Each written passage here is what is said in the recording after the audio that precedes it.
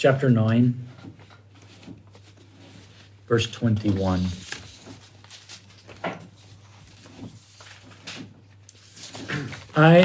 Job, I am blameless. I do not know myself. I despise my life. What does he mean? I do not know myself. I don't think he's saying, I don't know why this is happening. Could be what he means. I think he's like, I wouldn't recognize myself if I looked in the mirror. I'm so bad off. And he says, I despise my life. Do you know that there is a problem? Does anybody know the Paul received, 5 times the 39 lashes? I think that's what it says. And do you know why it was 39 and not more? It says somewhere, or it's just tradition, I'm not sure. But it's like, they felt like it's beating, but 39 lashes, just such an incredible amount already. But the person won't be killed? Well, you're already near death, okay? But it's like they become inhuman to you.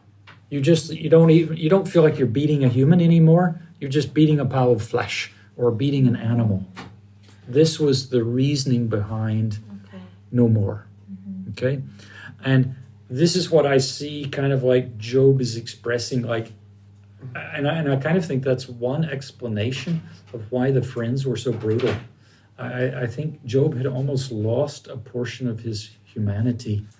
Does that make sense? It's just like when a person is so bad off, you don't even view them as being a real human anymore. You're looking down at him. Yeah, and I think this explains why, there's been It's easy to judge by the condition he is. It's just human nature. Yes, but what I was getting at there has been psychological experiments that say 2/3 of the world's population, under the right circumstance, will torture another person. 2/3 are prepared or willing to torture other people. And I think part of this torturing that takes place, part of the justification that I would need to be the person torturing the other person is I have to dehumanize you. I have to reduce your value, disfigure you, whatever, and then it gets easier for me psychologically to do this, right? And so the book of Job it makes it incredible. It's showing you how far Job's suffering has gone, that I think it's to the point that the friends are not even seeing him totally as, he's just not this. I can pound on him a bit easier now, it's like, it's okay. They never would have done this before because they had the highest respect for him. And then he says, people, the lowest of lowest, I think you call them in India, the untouchables, right? He's like, Job almost expressed like, now these guys are coming and spitting in my face. Before they wouldn't have even dared to be in my presence.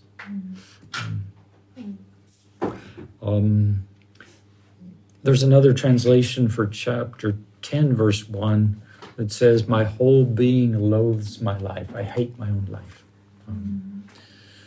It's like when you lose respect for someone, it's easier for you to insult them or to...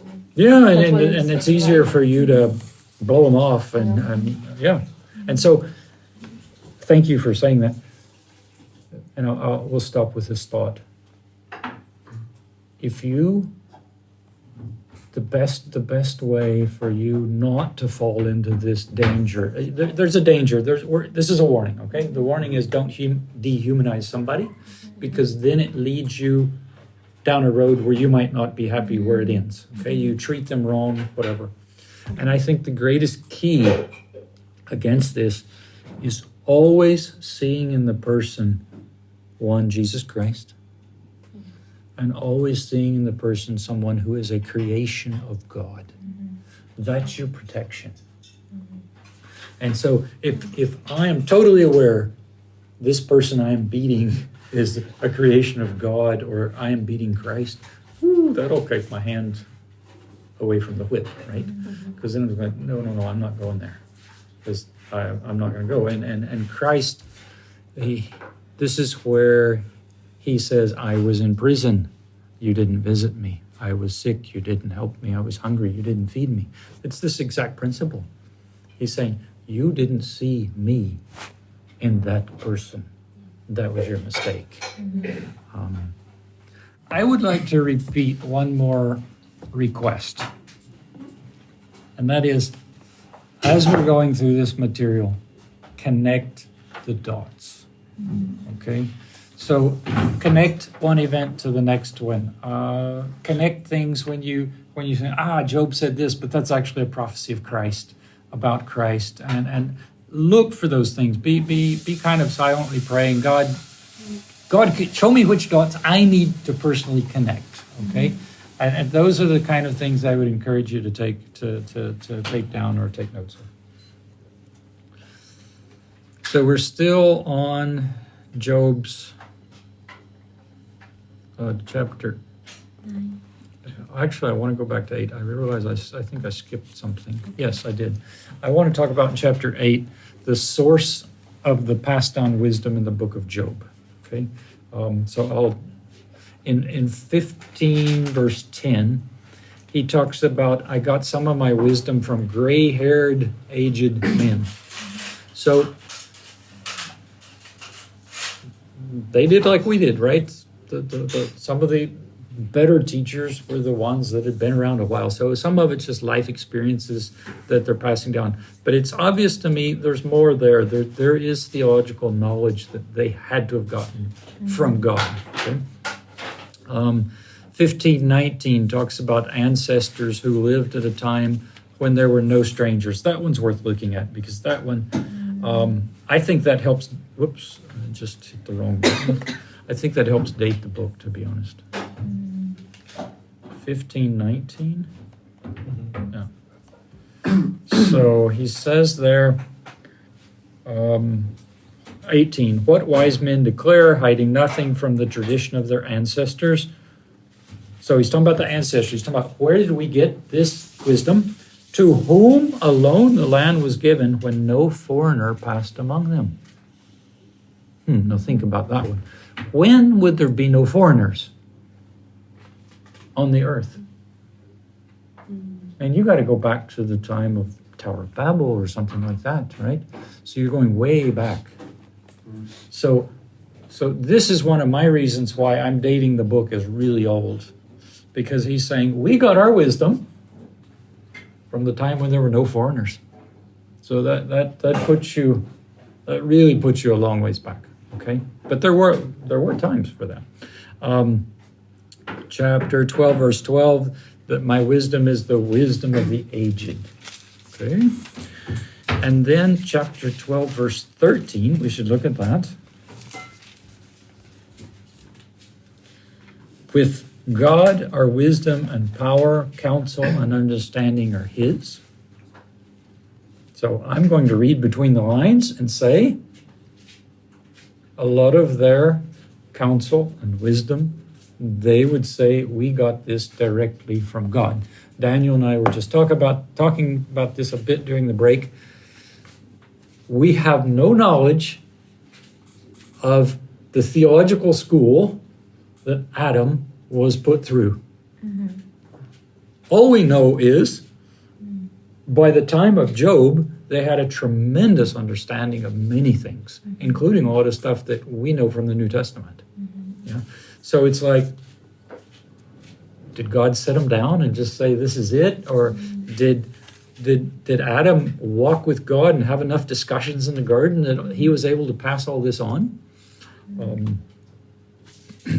A lot of question marks, okay?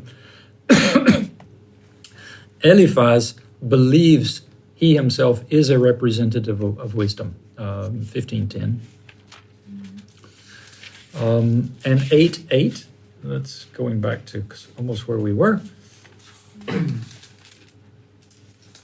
8:8 says, inquire now of the former generation and pay attention to the findings of their ancestors. Okay, so obviously it's passed down knowledge. It's not book read knowledge. Yeah. And then finally, also on this subject is Job 20, verse 4. Surely you know that it has been from old, ever since mankind was placed on the earth. Well, that one's interesting too, because that one's basically saying this knowledge that we're discussing, this theology that we're discussing, this has been from the beginning. Yeah. So to me, that would hint, and I can also only say hint, it hints like, I think God gave Adam a lot more knowledge than we probably assume. In other words, he knew a lot. He knew a lot about the character of God. He knew a lot about the plans of God. He knew what God had explained a lot to him. Heaven and hell, the need, different disobedience, obedience. If you sin, you generally get punished. All this type of thing. So, like I said, I will give you these notes so you've got these verses to go back but it takes some thinking about these things, and then in the end, you'll still have plenty of questions, as I have kept for myself plenty of questions. One more thing about connecting the dots, okay? This is not necessarily Job, but it has to do with interpreting Job. Different pieces of information need to be linked together by us. This is an exercise we need to do, okay? We need to link pieces of information, and it's like associative indexing. I would look at it as this. Let's say you have some insight of knowledge, all right? We'll call it insight 1. And then an hour later, as we're talking, you realize, wait a minute, that's connecting to that. So those two are connected. If you, in your notes, if you connect them, you have just strengthened the first one. And they now know this is how the neurons and synapses are built.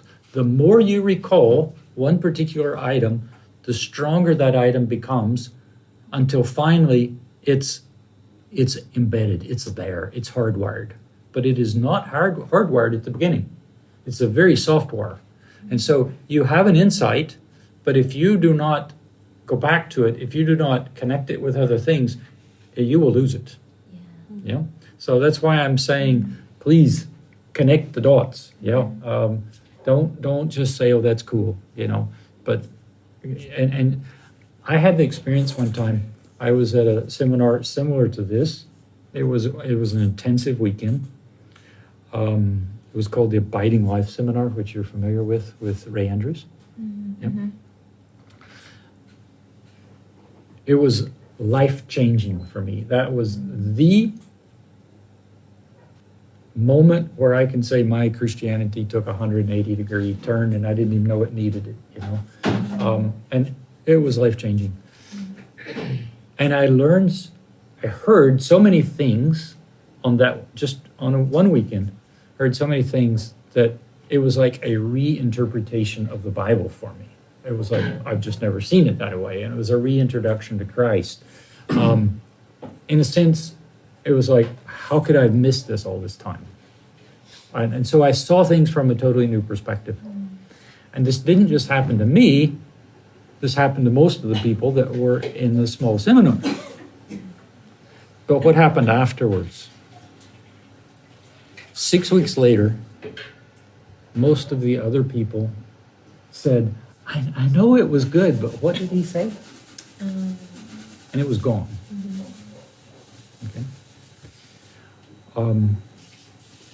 But for me, I spent the next 3 years going back through my Bible and rereading it with this new perspective. And I wanted to teach the same material. I started teaching like 6 months afterwards, and they blew me out of the water. In other words, it was hopeless. People would argue against me, and I knew not what to say. I was like, I don't know what to say, But after about 2 years, then I was in a position, okay, now I can teach it. You can tell me that, and I'll defend my position type thing. But what I'm saying is, I retained the benefit of that seminar today because of time I invested afterwards. Not because my memory was good on that weekend. And so the things that God lays on your heart, don't take them lightly, and seek to strengthen that memory. Connect it to other things in your life. Share it with other people. Do everything you can to strengthen that association, that knowledge, okay? The ability to tie two things together is an important part of meditation. It's an important part of contemplation.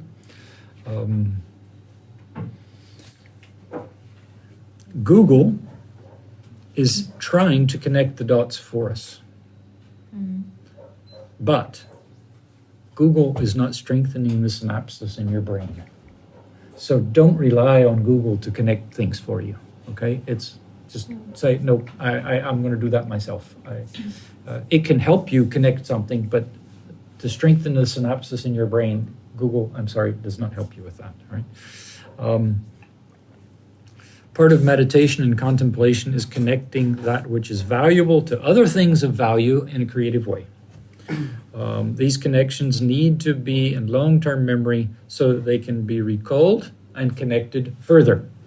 But if you don't get them into long-term memory, you will lose them. And the only way I know to get them into long-term memory is repetition, repetition, repetition, connecting to different things. So if you connect one thing to 5 different verses in the Bible or 5 different concepts in the Bible, every time you hit one of those concepts, your brain's going, I remember that. And it remains, and it's strengthened. And every time you strengthen one connection, the other 4 automatically kind of get strengthened as well. So that is all theory. I can recommend a book on that if somebody is interested in going deeper into that discussion. Okay, we started with chapter 9. Let's continue with chapter 9. The topic of this one is Job imagines the court of God. Chapter 9, the whole chapter is concerning Job's desire to have a day in God's court. Remember, I told you, Job is convinced God made a mistake. And he's like, I want to go to court and to prove to the judge he made a mistake. If he will just let me speak, I can prove it. In the end of the book, God agrees to give Job his day in court. But God insists on first establishing the wisdom difference between God and Job. So it's like, okay, Job, I heard it. You want to go to court? Let's go to court. That's fine. You can speak. But before you speak, I want to ask you a few questions. Right? After this wisdom difference is declared and understood by Job, the last chapters of the book, Job decides not to bring any arguments against God on his day in court. It's like, forget it. Job is aware of the great difference between himself and God. He's aware, actually, from the beginning. It's just the difference goes times 10. Okay? So from the beginning, Job's like, I know my righteousness is nothing compared to yours. I know my wisdom is nothing compared to yours. But afterward, he's like, I'm not even going to question any decision you make. Job is not only apprehensive of God's wisdom, but also of God's strength. Let's look at that in chapter 9, verse 4. He is wise in heart and mighty in strength. Who has resisted him and remained safe? So Job is knowledgeable. You resist God, that's a really bad idea. That's a very dangerous thing to do. Ladies and gentlemen, that remains true today. You resist God, that is a very unrecommendable choice. Yeah. And it's two things. It's like, okay, his knowledge is above, but his strength is above me too. So it's like, don't push him, right? So then Job says, God can uproot mountains. Anybody recall Jesus saying something similar? His wrath is especially dangerous. The New Testament confirms that one as well. Beware of the wrath of God. All creation, including the suns and the sun and the stars, must obey him. That's verse 7 of chapter 9. And verse 11, because God is invisible and unseen, Job cannot know when God is close. So he's a bit frustrated. The issue is Job wants to... He feels like, okay, are you there? Are you not there? Are you close? Are you not close? Do you see me or do you not see me? Why is this all taking so long? But here's the weird thing. Job knows, he knows that God is far above him in righteousness, in strength, in wisdom. And yet his pain is so great that he's like, no, I'm going to risk it. I have very little to lose. It's like, I'm almost dead. So, no, I am going to stand up to God and say, this is wrong. There is a part of that is, how should I say? That's good, almost. It's like, wow, that's impressive. You got nerve, man. And then there's a part of it that borderline disrespectful, right? I don't think God has a big issue with it if it's done in the right attitude. It's like you can tell him. If you're just telling him how you feel, you can confront to no end. It's when you start making accusations against his choices and second guessing him, that's when you get into these difficult areas. So Job's suffering has emboldened him to answer God, even though he knows he must choose his words carefully. He indicates that in verse 14. Maybe Job has the feeling that he has nothing more to lose. Job has no confidence that God will allow him into the courtroom. Did you get that? He's lost confidence that God will allow him into the courtroom. I would not trust him to heed my voice in verse 16. He feels he's being treated unfairly. And I mentioned before, that is something that God is almost embedded inside us. You feel it. It's unfair. He thinks God is crushing him. Verse 17. Job he's dealing with existential questions about life, right? So Job's suffering or torture is continuing without a moment to rest. In verse 18 of 9, he does not allow me to catch my breath. Imagine, there's people that torture other people, and they just put them underwater, and they hold them. And then they bring them up for a moment, and they push them back down. They don't even give them a chance to get a breath. And it's like, that's how he's feeling at the moment. It's like, you're not giving me a chance. It's the imagery of in verse 18. I guess we can read it. He who crushes me with a tempest and multiplies my wounds with no reason. Verse 18, he does not allow me to recover my breath. He fills me with bitterness.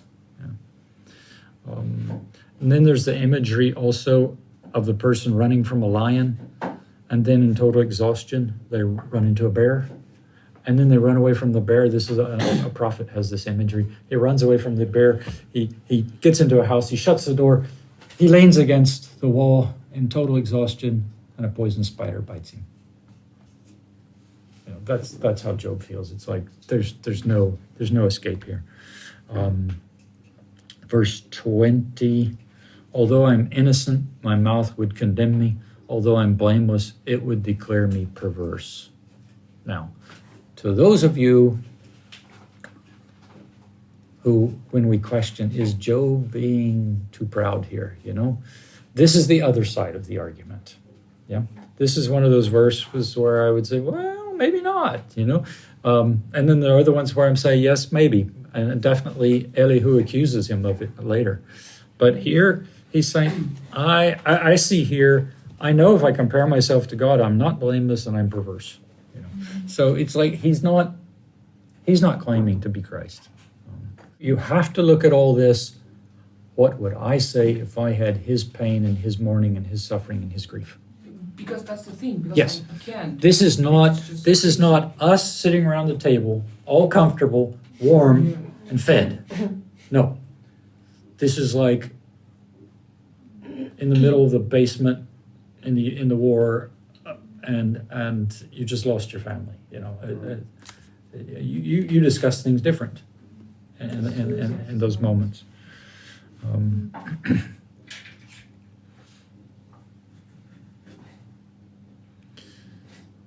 Now in verse 22, you can take a person who is angry and mourning and in grief, and they cry out to God, and it's just an expression of anger. But this is not what we have here. Here we have an expression of deep emotional pain and at the same time an incredibly deep theological discussion, dealing with existential questions. And that's what makes it so fascinating. Is it goes so far. You have to look at it from, oh, he's in great pain, but that does not explain so much. It goes so much farther. And I think it also it has to do with the pride, because we can also see here and there that he's a bit losing his sanity, and then he falls into this, he's giving into temptation to complain, and we know that the root of every sin, including complaint, is pride, right? So he's being pride. Why is he being pride? Because he's looking for justice, basically. And when you're looking for justice and asking questions like why, what's the reason, where, when, then it will not end good for you, because basically you are going to judge and accuse God. And this is where pride comes from, asking questions. So here's what is he doing the whole conversation. Throughout the whole conversation, he's trying to figure out why, right? The Job himself. But I think it's the biggest mistake that he's allowing himself to do, because he's trying to figure it out. He's trying to find the answers to all of his questions. But when it comes to God and dealing with God, you don't get to know the answers, and you don't have to chase like God's plan, right? So he had, in that sense, he had a pride. But at the same time, I'm not blaming him. I can totally understand him, right? Because it's almost like even too much. It's unbearable. It's really awful and horrible and unbearable. It is too much, and it is unbearable from his standpoint. But at the same time, it has to do with the pride. Okay, so since you brought it up, I want to share a thought I have on that. Thank you. I believe Job did not have a problem with pride when this thing started. Okay? This is just my interpretation of the book. We know why the whole event happened. It was because of a discussion between Satan and God. But I asked myself the question, okay, we know that is the reader, but that does not explain what God was trying to accomplish in Job's life. In other words, what does Job get out of this? Okay, that's I guess what I'm trying to answer. What does Job get out of this? One, you could say Job gets nothing out of it. He was an example for us. God wanted us to have this story. That's why he went through it. However, I feel like Job did get something out of it. Okay, and my interpretation is not totally. I can give you verses to a bit of a foundation, but not total. I believe because of his wealth and riches, because of his blamelessness, his uprightness and sinlessness, that he would at some point fall into pride. And that afterwards, that was no longer an issue and no longer a possibility. I think God totally cleaned that out of his life. So I view God taking care of a future sin before it even happens. In other words, Job, pride will never again be a subject in your life. Yeah, that's how I see how it ends. But that's a matter of debate.